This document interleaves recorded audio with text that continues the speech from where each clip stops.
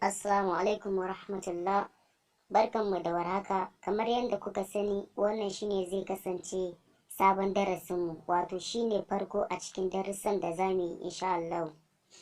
Ba tare da ɓata lokaci ba, zan lissafo mana iya abubuwan da zamu fara yi a cikin wannan channel namu, wato table of contents.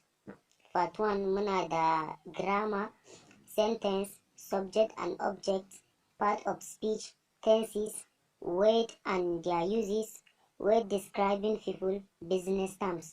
Waɗannan su ne za mu fara da su da yardan Allah.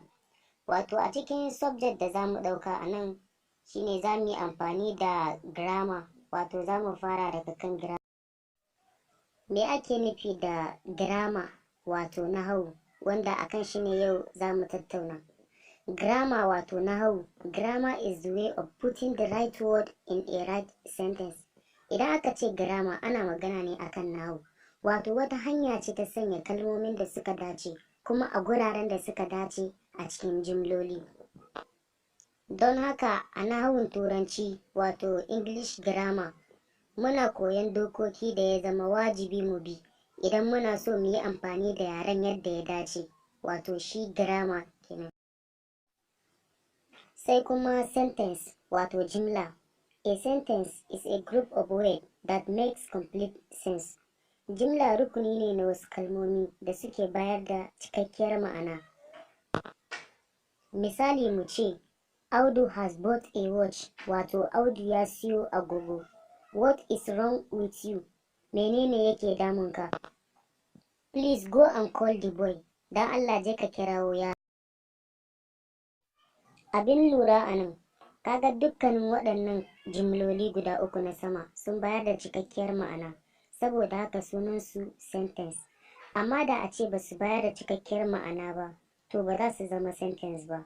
Misali mu ce a nan, food and water, abinci da ruwa, in the classroom, a cikin aji, at 8 o'clock, da karfe 8.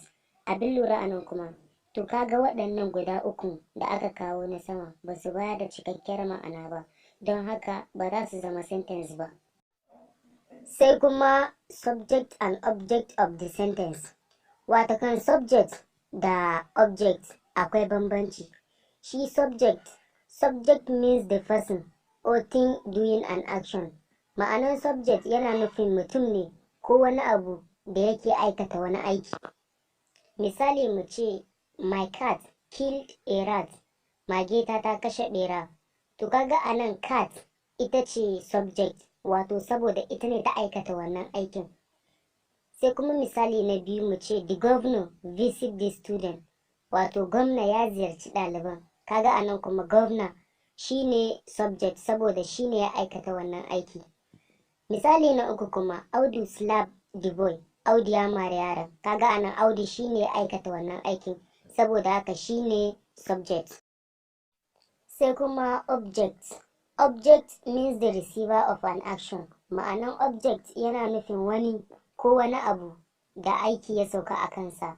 Misali mu ce, my cat killed a rat. Mageta ta kashe ɓera.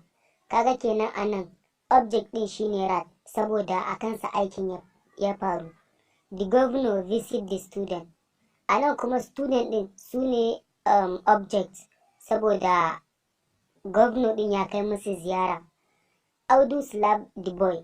Audu ya mari yaron. Kaga anan boy din shine receiver of the action, wato object din kenan, saboda a kansa aikin ya sauka.